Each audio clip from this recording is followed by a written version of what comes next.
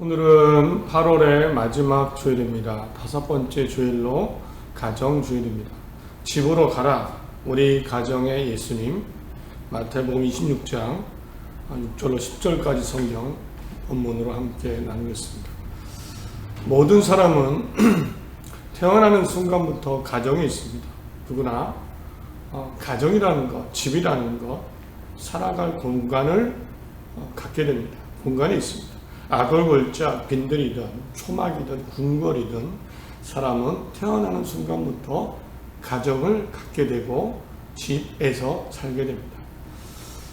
당연히 사람에게 가장 많이 영향을 주는 곳이 바로 가정입니다. 집입니다. 지금도 죽음의 전쟁이 곳곳에서 일어나고 있습니다. 그러나 전쟁은 정말 죽음이 일어나고 그런 어두운 현장입니다. 큰일입니다. 그런데 우리 하루를 망치는 건 이런 다른 데서 일어난 전쟁이 아니고요. 우리 집에서 일어난 작은 것 하나가 우리를 영향을 줍니다. 싱크대가 막혔다. 집에서 가족끼리 작은 말다툼을 했다. 집에 와보니 주차 딱지가 날아와 있다. 그러면 영향을 받죠. 기분도 나쁘고 하루를 망치기도 하고. 그래서 만약 우리 가정 집에 안정감, 만족감, 편안함이 있다면 진짜 행복을 느낍니다. 힘을 얻게 되고 내일 또 세상으로 나갈 힘을 얻고 살아갈 수 있습니다. 가장 큰 영향력을 갖고 있는 것 바로 가정이고 내가 살아가는 집입니다. 그런데 문제가 있지요. 다른 모든 일들과 마찬가지로 가정이나 집도 내 뜻이나 심지어 노력만으로 되지 않습니다. 아무리 노력하고 조심해도 새로운 일은 일어나고 우리의 행복과 평안을 뺏어가기 일쑤입니다. 세상 흐름 당연합니다. 세상사를 우리 가족이 다 감당할 수가 없습니다. 미래를 내다볼 수도 없고요. 불가능한 일입니다. 우리는 겪어봐서 다 알지요. 지금 이 순간도 우리는 알지 못하는 일들, 세상을 겪으며 우리 가정이, 집이 존재하고 있는 겁니다. 결국 내 힘으로 가정과 집을 세우려고 한다면 삶의 무게 때문에 지치게 됩니다. 해도 사실 끝이 없죠. 늘 불안하고 날카로워지고 만족을 잃어버리게 됩니다. 이것이 모든 사람이 가정이 있고 가정에 살지만 내 힘으로 가정을, 집을 만들어 가려고 할 때 느끼는 인생의 무게와 중압감, 힘든 부분입니다. 그래서 모든 사람은요, 인정하고 받아들여야 됩니다. 내 힘으로 안 된다. 내 힘으로는 다 할 수가 없다. 내 힘으로 안 되기 때문에 우리 믿는 사람들은요, 더욱더 하나님과 주님을 바라보아야 됩니다. 주님 안에 우리 가정이 살 수 있어. 우리 집은 나아갈 수 있어. 살아갈 수 있어. 이런 믿음이 있어야 됩니다. 이런 믿음과 확신이 있어야 되고 그 안에서 자유와 평안을 찾을 수 있어야 됩니다. 일이 없어서 평안이 아니고 일은 있을지라도 하나님이 인도하실 거예요. 하나님과 주님을 굳건히 붙잡는 사람이 가질 수 있는 하나님의 축복이기도 합니다. 오늘 신약성경 속에 예수님의 말씀, 말 한마디, 가정과 집을 향한 말씀, 또 집에 들어오셔서 그 집을 회복하신 여러 이야기를 잠깐 나누겠습니다. 우리 집에도 일어나는 일입니다. 우리 집에도 주님이 오십니다. 우리가 믿음으로 하나님을 받아들이고 믿고 의지하며 살아갈 때에 우리에게도 우리 집에도 회복이 일어남을 믿습니다. 오늘 말씀 함께 나누며 우리 믿음 안에 평안이, 자유함이 더 넘쳐나시기를 간절히 바랍니다. 예수님이 모인 사람들에게 주로 하셨던 말씀, 기억이 떠오르실 겁니다. 이런 말씀입니다. 공통적으로 이런 말씀 많이 하셨죠. 하나님 나라가 가까웠다. 회개하라. 심판이 있으니 하나님을 사랑해라. 이웃을 내 몸과 같이 사랑해라. 삶을 두려워하지 마라. 하나님께 맡겨. 귀에 익숙하고 또 잘 아는 말씀입니다. 또 아프고 병들고 문제가 있는 사람들을 향해서는 이렇게 말씀하셨죠. 내가 낫고자 하느냐. 내가 믿느냐. 나를 따르라. 이런 말씀들을 많이 하셨습니다. 그런데 예수님이 여러 번 하신 말씀 중에 우리가 눈치를 잘 못 채는 말씀이 하나 있습니다. 그 중에 하나가 바로 집으로 가라라는 말씀입니다. 집으로 가라. 마태복음 9장 6절 중풍병자에게 말씀하시니 일어나 내 침상을 가지고 집으로 가라. 마가복음 5장에 허락하지 아니하시고 그에게 이르시되 집으로 돌아가. 8장에요. 예수께서 그 사람을 집으로 보내시며 이르시되 마을에는 들어가지 마라. 예수님은 특히나 병고침을 받은 사람에게 나를 따라오지 말고 마을에도 다른 사람 만나지 말고 집으로 가라. 우선 집으로 가라. 이 말씀하셨습니다. 그냥 그런가 보다 넘길 수 있는데요. 이 가족, 거처를 포함하는 이 집을 언급하셨다는 것은 사실 따져보면 정말 의외입니다. 왜냐하면 앞서 말씀드린 대로 하나님이 예수님이 주로 말씀하시는 것은 하나님의 나라입니다. 그걸 위해서 오셨습니다. 구원을 위해서, 천국을 위해서, 심판을 준비하라. 깨어있으라. 이것을 위해서 예수님이 오신 겁니다. 그래서 예수님은 소유한 집이 없으십니다. 하늘나라에 집이 있으시기 때문에. 여우도 굴이 있고 공중에서도 집이 있으되 인자는 머리 들 것이 없도다. 어떤 의미인지 모르지만, 정확한지 모르지만, 그러나 그 의미 중에 하나는 예수님은 세상의 소유를 그렇게 신경 쓰지 않으셨습니다. 무엇을 먹을까, 무엇을 입을까, 무엇을 마실까, 이것도 걱정하지 말라고 하셨습니다. 그런데 집으로 돌아가. 나를 따라오라고도 하신 것이 아니고 집으로 돌아가. 정말 의외의 말씀입니다. 왜 이렇게 집으로 돌아가라고 하셨을까? 생각을 해봤습니다. 말씀의 맥락을 보니까 이런 이유가 있었습니다. 첫 번째는 너가 경험한 그 기적과 은혜를 가족들에게 알려라. 이런 의미로 먼저 가족에게 돌아가라. 이런 말씀하셨습니다. 또 어떤 경우에는 예수님이 고쳐주셨는데 아직 예수님을 드러낼 때가 아닙니다. 그래서 사람들에게 말하지 말라고. 그래서 우선 집으로 돌아가. 마을로 가지 말고 집으로 돌아가. 이 말씀을 하셨습니다. 그런데 이 표면적인 이유들이 있는데요. 집이라는 것을 중심으로 따져보면 여기에 집에 주목해 봅니다. 결국에는 집으로 가라 하신 겁니다. 집으로 가라 하신 겁니다. 집에 가서 가족들에게 알려라. 딴 데 가지 말고 우선 집으로 가라. 결국 집으로 가라. 예수님은 집으로 가라. 이렇게 말씀하신 이유는 결국에는요. 사람들이 가야 할 곳이 집, 가정임을 아셨기 때문입니다. 집으로 가라. 예수님은 사람에게 집이 어떤 의미인가를 분명히 알고 계셨습니다. 분명히 아셨습니다. 사람들이 사실 갈 수 있는 곳, 지금도 그렇지만 그때는 더더욱 그랬습니다. 갈 수 있는 결국에 가야 되는 곳이 가정과 집이었습니다. 사람들은 물론 일터로 가죠. 장사를 하기도 하고 또 정말 몸이 아픈 분들은 사람들에게 도움을 구걸을 하며 살았습니다. 거기에 가기도 하고 길가에 앉아있기도 하고 성전 문 앞에 가기도 합니다. 때로는 사람들은 회당이나 성전을 찾아가서 기도하고 예배하고 말씀 읽고 힘을 얻기도 합니다. 그런데 해가 지면 이런 것들은 문이 닫히고 어두워지고 있을 수 없는 것입니다. 머무를 수 없습니다. 저녁이 되면 반드시 가야 되는 곳이 집이고 가정입니다. 가정은 이런 곳입니다. 돌아갈 수 있는 유일한 곳. 그 믿음 좋은 제자들 가장 막막할 때 결국 돌아간 곳이 집이었습니다. 예수님이 십자가에 달려 죽으시고 부활하시고 떠나셨습니다.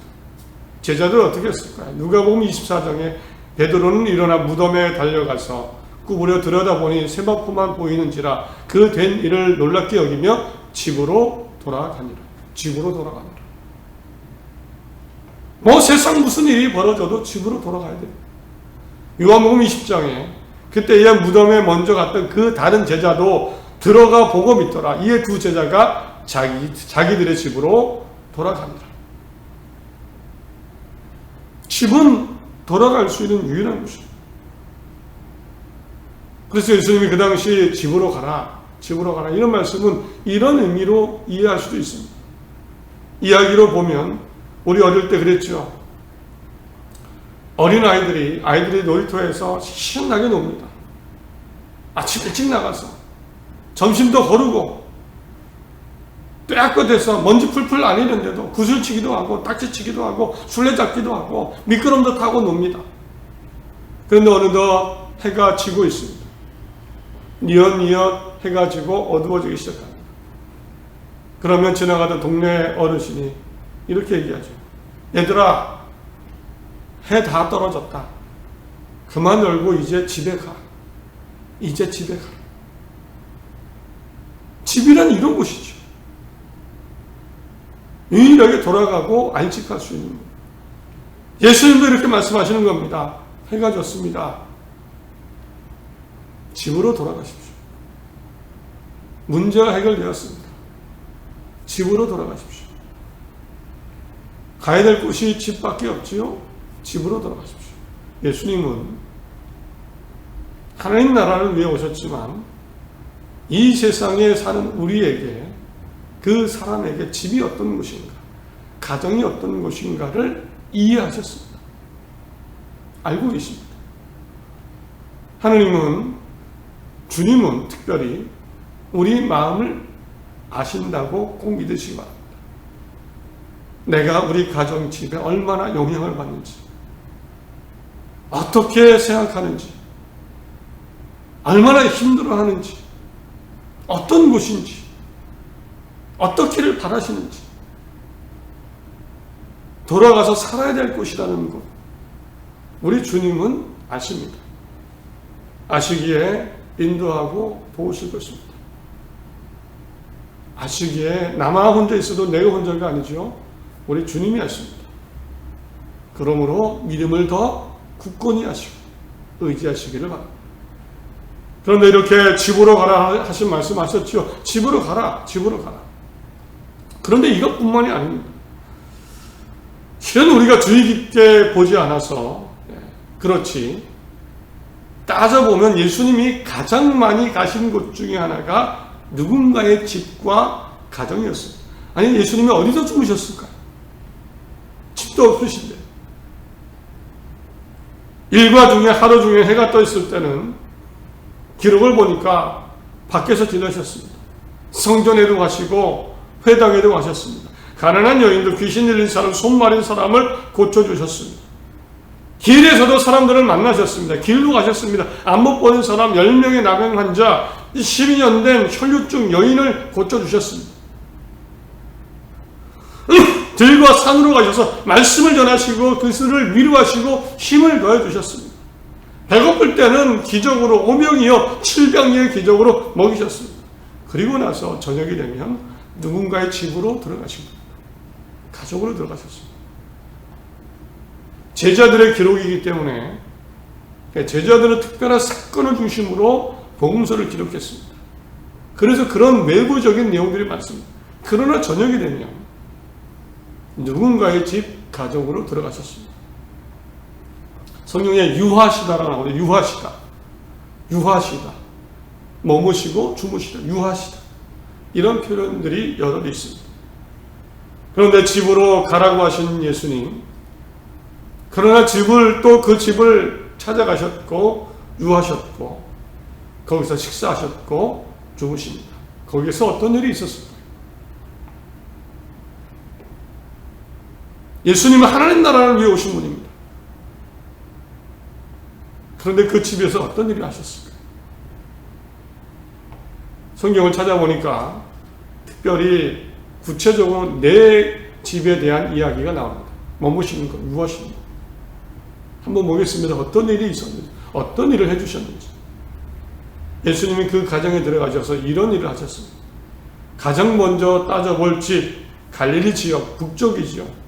가장 북쪽에 있는 갈릴리 지역에 갔을 때는 가버나움의 집이라는, 학자들은 이 집이 베드로와 안드레의 집이라고 합니다. 그렇게 여기고 있습니다. 마가복음 1장 29절에 회당에서 나와 곧 야고보와 요한과 함께 시몬과 안드레의 집에 들어가십니다.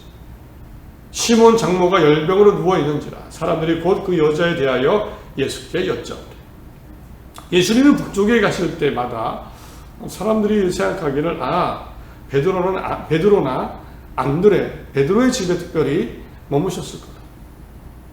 그렇게 많이 머무르셨습니다. 갈릴리 지역에 가셨을 때. 그런데 그곳에 갔더니 무슨 이유인지는 모릅니다. 베드로의 장모님이 열병 때문에 누워 계신 겁니다. 장모님이 베드로의 집에, 그 당시에 일상적인 일이었는지 모르지만 그래도 궁금증이 생깁니다. 왜 장모님이 베드로의 집에 누워 계셨을까? 그런데 중요한 것은요, 예수님이 이 병을 고쳐주십니다. 집에서 일어난 일입니다. 집에서 일어난 일입니다. 열병을 고쳐주셨습니다. 또 한 사람의 집이 나오죠. 또 다른 집이 나옵니다. 맨 아래 유다 지역에 가셨을 때는 예루살렘 근처 베다니에 아주 가난하고 작은 집에서 머무르셨습니다. 바로 마르다, 마리아, 나사로 3남매의 집입니다. 누가복음 10장 38절에 그들이 길 갈 때에 예수께서 한 마을에 들어가시매 마르다라 이름하는 한 여자가 자기 집으로 영접하더라. 마르다가 집으로 영접했습니다. 마르다는 동생 마리아, 나사로와 함께 살고 있는 3남매 집인데요. 그 중에 걔가 가장 큰 언니입니다. 왜 결혼하지 않고 3명의 사람만 살고 있을까? 안타깝지만 부모님이 안 계실 때죠. 그리고 이 가정에 더 힘든 일이 일어납니다. 나사로가 먼저 죽게 됩니다. 이때 예수님은 어떠셨을까요? 이 가정과 집에 일어난 일. 성경을 보면 두 자매의 슬픔을 보시고 아픔을 보시고 불쌍히 여기시고 눈물을 흘리셨다고 나옵니다. 눈물을 흘리셨습니다. 그리고요, 죽은 나사로를 살려주셨습니다. 원래 이런 일이 일어나지 않죠. 원래 이런 일이 일어나지 않습니다. 그러나 이 가정에서 죽음에서 생명을 허락하셨습니다. 이 가정에 죽음에서 생명을 불어넣어 주셨습니다. 이 가정에 일어난 일입니다. 베드로의 장모님의 열병을 고쳐주셨고 그 집에서 이번에는 나사로, 그 정말 불쌍함과 눈물이 있는 가정에 나사로를 죽음에서 건져주셨습니다.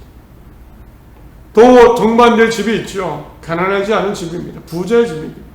세리장 삭개오라는 사람의 집입니다. 여기에도 들어가셨습니다.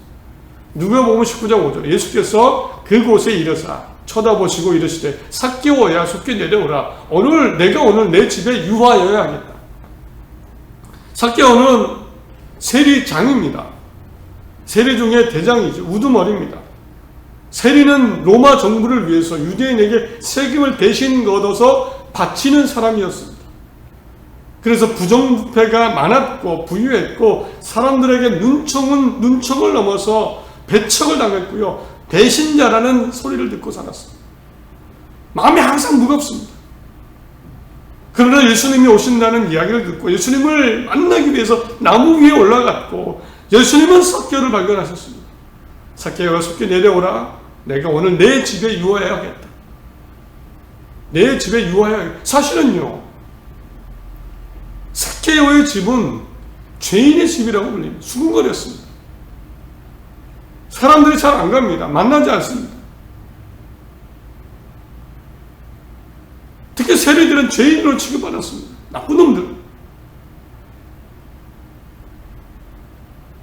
그 이상이었습니다. 사람들이 다 수군거렸습니다. 무사람이 보고 수군거려 이르되 저가 죄인의 집에 유하여 들어갔도다. 죄인의 집, 나쁜 사람의 집이다. 그러나 예수님 들어가셨어요. 그 집에, 그 가정에. 그리고 삭개오의 믿음과 결단과 나눔을 들으시고 이렇게 삭개오를 이렇게 세우십니다. 누가복음 19장에 예수께서 이르실 때 오늘 구원이 내 집에 이르렀으니 이 사람도 아브라함의 자손이다. 죄인이 아니고 아브라함의 자손이다. 죄인이 아니고 아브라함의 자손이다. 인자가 온 것은 잃어버린 자를 찾아 구원하려 합니다. 이 가정의 무거운 짐, 죄인이라는 짐, 이것을 씻어주시고 아브라함의 구원의 믿음의 자녀라고 일으켜 세워주십니다. 나사로의 가정의 집에 우리 주님이 하신 일입니다. 병도 고치셨지요. 죽은 사람도 일으켜 세우시고 회복하시고, 정말 사람들에게 죄인으로 취급받던 사람들을 다시 일으켜 세워주셔서 살아가게 하셨습니다. 그 집을 일으켜 주셨습니다.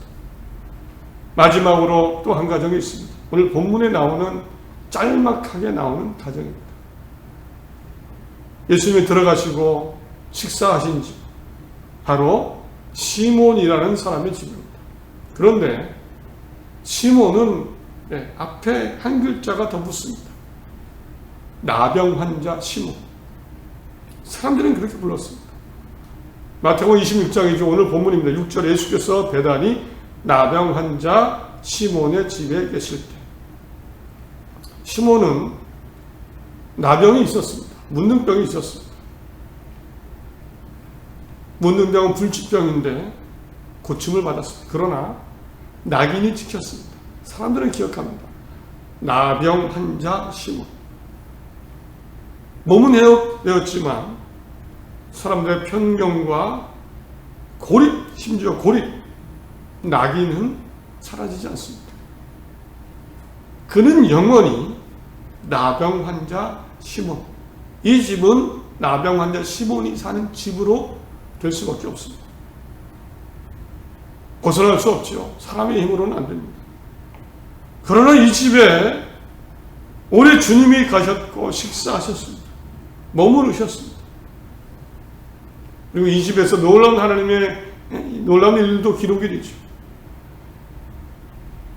시몬을 회복하셨고 직접 가셔서 계신 건물, 그 낙인과 마음의 상처와 서러움과 아픔과 삶의 무게를 씻어내 주셨습니다. 우리 주님이 이 집의 가정에 하신 일입니다. 여러 가정들이 있었습니다. 특히나 질병과 죽음과 마음의 상처와 서러움과 낙인 속에 사는 가정과 집. 그러나 주님은 가셨고 똑같이 식사하셨고 주무셨고 회복하셨습니다. 그리고 하나님 나라에 오기 전까지 살아가도록 이렇게 세우시고 삶을 살아갈 수 있도록 힘을 더해 주셨습니다. 우리에게도 말씀하십니다. 집으로 가라. 우리 주님은, 예수님은 나에게, 우리에게 집이 어떤 의미인지 아십니다. 그래서 집으로 가라 말씀하실 겁니다. 얼마나 우리 가정이 내게 영향을 주는지 누구보다 잘 아십니다. 알고 계십니다. 뿐만 아니라 우리 집에도 오실 겁니다. 어떤 일을 하실까요? 우리 가정에도 어떤 일을 해주실까요? 우리가 믿음만 있다면, 하나님을 믿지 않으면 어떤 일을 해주실까요? 그러므로 우리가 할 것은요, 주신 삶 가정 속에서 믿음과 진실함으로 살아가는 겁니다. 믿음과 진실함으로 하나님께, 주님께 우리 가정을 맡기며 새로운 희망 속에 나아가는 겁니다. 문제와 두려움이 여전히 있지만 이것을 이겨내고 감당하기도 하면서 힘차게 살아나가는 겁니다. 질병도 죽음도 서러움도 편견과 낙인과 상처도 하나님이 이 주님이 인도하시고 이렇게 세워주시고 살게 하실 겁니다. 우리 주님은, 하나님은 그런 거 따지는 분이 아닙니다. 우리 가정, 하나님과 주님을 더 굳건히 의지하고 자유와 편안함 속에 분주하고 힘든 일이 있겠지만 힘차게 살아가는 모든 가정들 다 되시기를 간절히 바랍니다. 함께 하실 줄 믿습니다.